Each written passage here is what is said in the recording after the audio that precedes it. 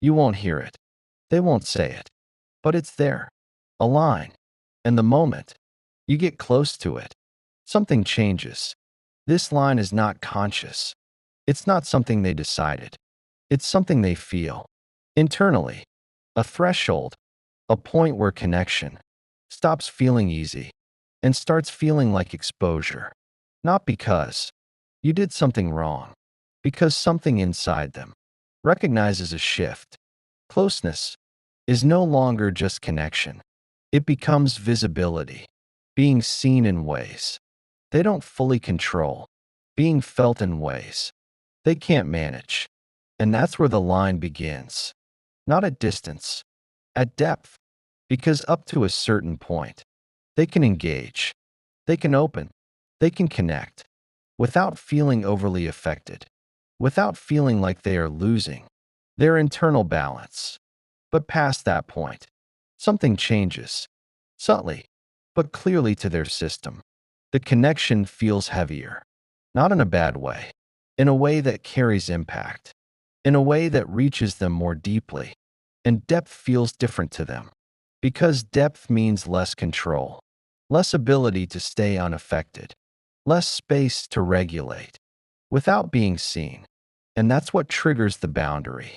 Not the person, not the moment, the feeling of crossing into deeper emotional territory. And because this line is not conscious, they don't explain it, they don't announce it, they don't even fully understand it. They just feel the shift and respond to it. Automatically, they begin to adjust. Their tone changes slightly. Their openness reduces just enough. Their responses become more measured, more contained, not dramatically, subtly, because the goal is not to disconnect. It's to stay on the safe side of the line, to remain in a space where they can feel connected without feeling overexposed. And that space becomes their comfort. Everything before the line feels manageable. Everything after the line feels uncertain, not unsafe, unregulated. And unregulated feels risky because it means they don't fully know how they will respond, what they will feel, how much it will affect them.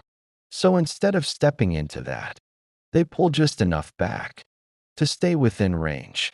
And that adjustment is quiet, so quiet that you might not notice it immediately, but you will feel it because something about the connection will shift, not in presence, in depth. It stops expanding, stops opening the same way, stops moving forward naturally, and instead, it stabilizes at a level that feels safe to them, even if it feels limiting to you. And that's what makes this line so difficult to understand, because it's not spoken, it's not defined, it's not explained, but it is felt in the way they respond, in the way they adjust, in the way they stop before something goes further. And once you reach it, you don't see it, you experience it through the shift that follows. Once you reach that line, the connection doesn't stop. It changes, not in a way that feels obvious, in a way that feels subtle, but consistent, because now they are no longer just relating to you. They are relating to the line, to the threshold they don't want to cross, and that changes how they move.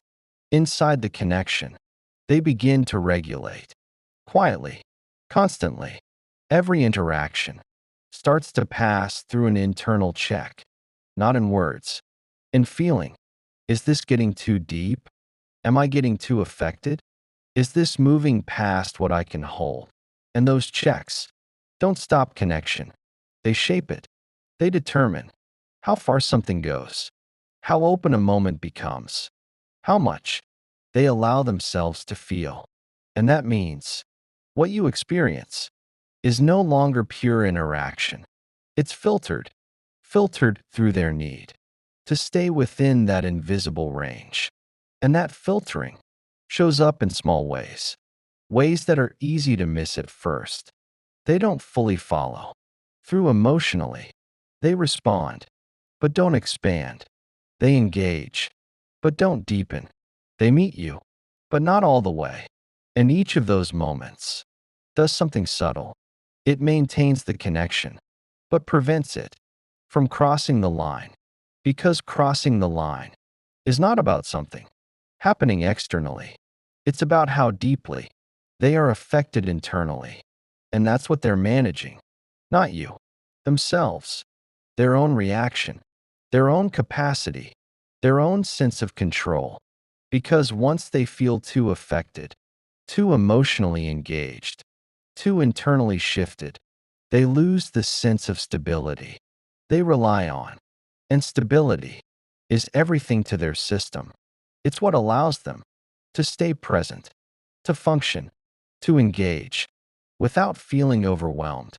So protecting that stability becomes automatic, even if it means limiting closeness, even if it means holding something back, even if it means not fully stepping into a moment that could deepen the connection. And from their side, this doesn't feel like avoidance. It feels like balance, like they are keeping things in a space that works, a space where they can stay without losing themselves. But from your side, it feels different because what you're sensing is not their intention. It's the limit, the invisible stop point, where things no longer expand, where openness meets containment, where connection meets control. And that creates a feeling that's hard to explain because nothing is clearly wrong. They're still there, still responsive, still engaged, but something feels incomplete, like the connection reaches a point and then holds, doesn't move forward the same way, doesn't deepen the same way. And that's because it can't, not without crossing the line they are protecting. And that protection is consistent, not occasional, because once they become aware of that threshold, even if it's not conscious, their system keeps them within it. Every time they begin to anticipate it, to sense when a moment is approaching it, and instead of letting it unfold, they adjust early. They shift the tone. They redirect the conversation. They reduce how much they reveal. They slow the emotional pace, not abruptly, smoothly, so it doesn't feel like a withdrawal, just a natural shift. But that shift has a purpose. It keeps the connection within safe limits. And over time, that creates a pattern where closeness exists, but is contained, where connection is present, but doesn't expand freely, where moments feel meaningful, but don't fully develop the way they could. And that pattern repeats because the line doesn't move easily. It's fixed by their capacity, their comfort, their ability to handle emotional depth. And unless that capacity changes, the line remains. No matter how much time passes, no matter how strong the connection feels, no matter how much you show up, because this is not about effort. It's about threshold. And that threshold doesn't respond to more. It responds to safety, internal safety, the kind that allows someone to feel deeply without needing to pull back. And if that safety is not there, the line stays quiet, invisible, but always present. And once you've reached it, you begin to feel it more clearly, not as confusion, as repetition, the same moments, stopping at the same place, the same depth not going further, the same shift, happening again and again, until you realize this is not a one-time thing. This is how the connection is being held within a boundary that was never spoken, but always enforced. Over time, that line doesn't just stay where it is. It becomes more defined, not in a visible way, in a felt way, because the more the connection approaches it, the more their system recognizes it. Faster, earlier, with less need for a full moment to unfold. They begin to sense it before it happens, before the depth fully arrives, before the emotion fully opens. And because they sense it sooner, they adjust sooner, which means the connection starts getting contained earlier than before, not at the edge anymore, before the edge. And that changes the experience because now it's not just that things stop at a certain depth, it's that they don't reach that depth as easily anymore. Moments that once expanded now level off sooner. Conversations that once deepened now stay lighter. Emotional openness that once flowed now gets softened before it fully forms. And this shift is gradual, so gradual that you might not notice it immediately, but you will feel it in the difference between how it started and how it feels now. Because in the beginning, there was more movement, more openness, more space for things to unfold. But as the line becomes more familiar, their system becomes more protective, more precise in keeping things within range. And that precision creates a new pattern, a pattern of preemptive containment, where depth is not just managed. When it happens, it's prevented before it happens. And from their side, this feels stabilizing, like they are maintaining balance, like they are keeping the connection from becoming too much. But from your side, it feels like something is fading, not completely, just enough to be felt. Because what you experience is not their intention, it's the reduction in expansion, the way things don't open the same way, the way moments don't build the same way, the way emotional space feels slightly smaller. And that creates a quiet tension, not conflict, a subtle awareness that something is being held back, even if you can't fully name it. And over time, that awareness changes you. You begin to adjust, just like they did. You become more careful with how you express, more aware of how much you bring, more measured in how deeply you go, not because you want to, because you've felt what happens when you don't, the shift, the containment, the quiet pulling back into safer ground. So now, you regulate yourself, trying to stay within the same range, trying not to push past the line they're protecting, trying to keep the connection stable. And this is where the dynamic fully forms.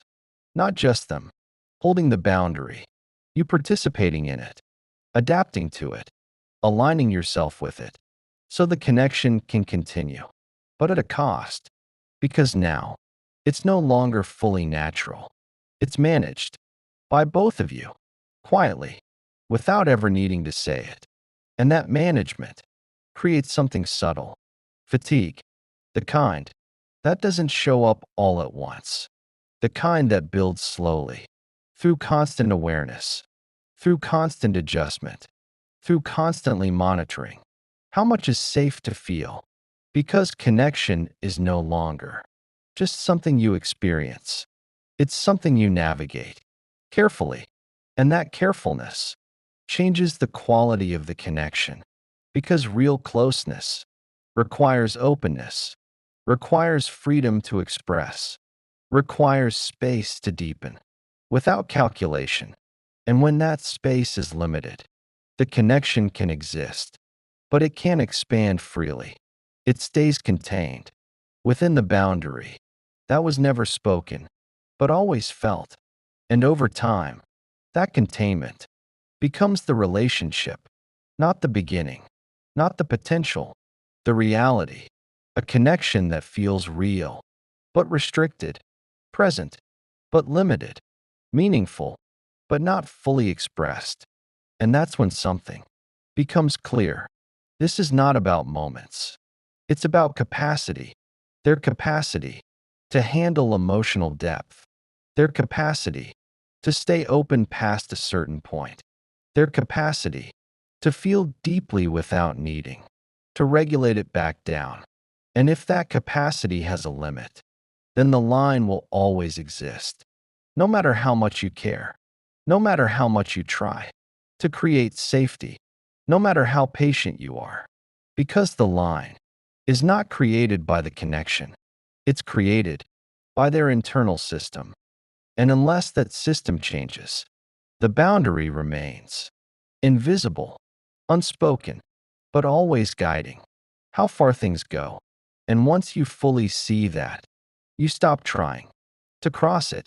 You stop trying to gently push past it.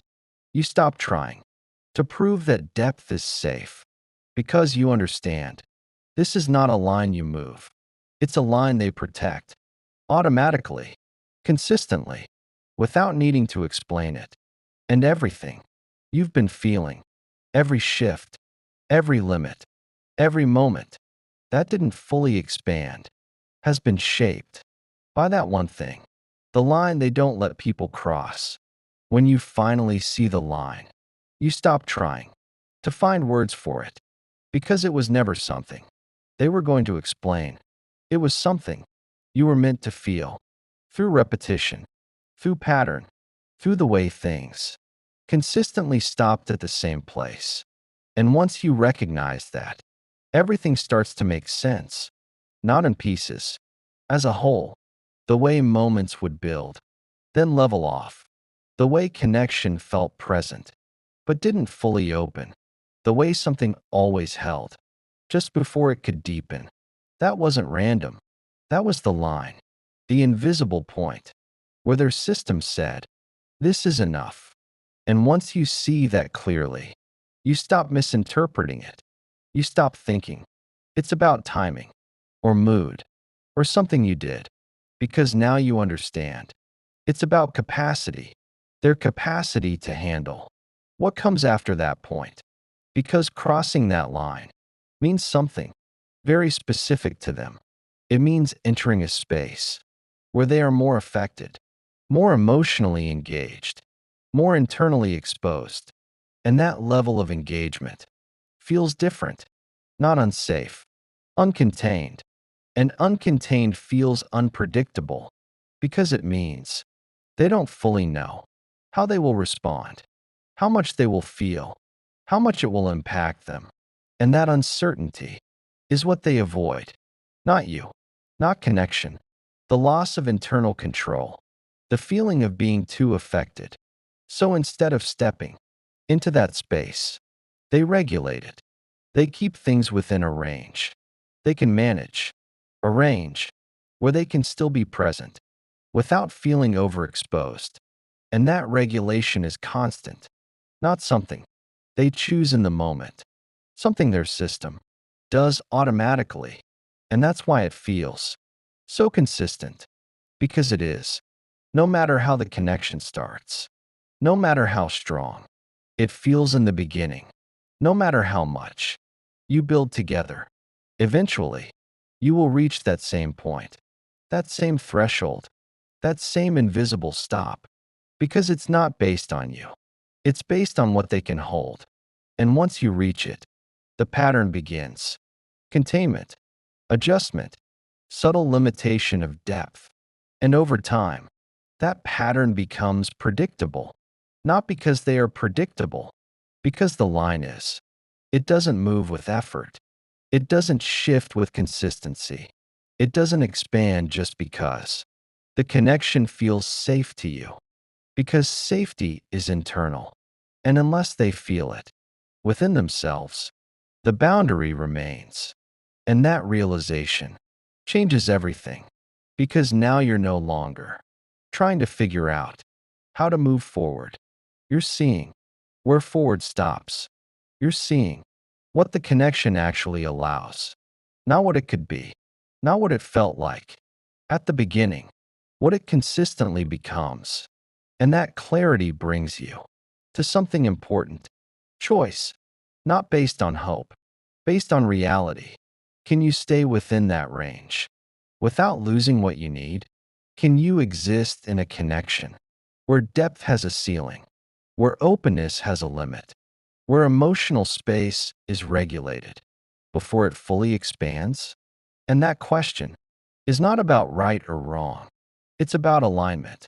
Because some people can hold that. They can meet the connection where it is. without needing it to go further, without feeling restricted by it.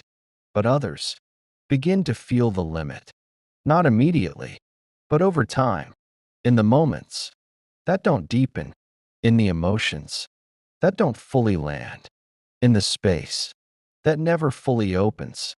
And that feeling doesn't go away because it's not coming from expectation. It's coming from experience, from repeatedly reaching the same point and feeling the same stop. And once that becomes clear, you stop negotiating with it. You stop trying to work around it. You stop trying to adjust yourself, to make it feel like enough. Because now you understand. This is not a temporary phase. This is the structure, the way the connection is held. And that understanding returns you to yourself, to what you feel, to what you need, to what actually works for you. Not in theory, in reality. Because clarity removes illusion. It removes the idea that something will eventually move past that line. It removes the hope that with enough time, enough patience, enough consistency, things will open further. Because now you've seen it. The line is not something you cross together. It's something they maintain. And everything you've experienced has been shaped by that. And once you accept that, not passively, clearly, you stop trying to force expansion. You stop trying to create depth where it cannot sustain. You stop trying to build something that always meets the same limit. And instead, you make a decision, not reactive, not emotional, grounded. Do I stay within this range and accept what it is? Or do I choose something where connection doesn't stop there, where depth doesn't need to be managed, where openness doesn't meet an invisible boundary? And that decision, even if it's quiet, even if it's internal, is powerful because it's no longer based on confusion. It's based on clarity, on seeing exactly what you've been experiencing without minimizing it, without over-explaining it, without trying to change it, just seeing it. And once you see clearly, you don't stay in something that quietly limits you without knowing that you're choosing it. And that awareness is what changes everything. Because now, you're not reacting to the pattern. You're deciding how it fits into your life. And if this put words to something you've been feeling, comment, I felt the line. Because that moment, when you realize it was never random, it was a boundary they were protecting, is the moment everything becomes clear. If you want to keep understanding these patterns at a deeper level, stay with the inner Odyssey. Because once you see what's happening beneath the surface, you don't just experience connection differently, you choose it differently.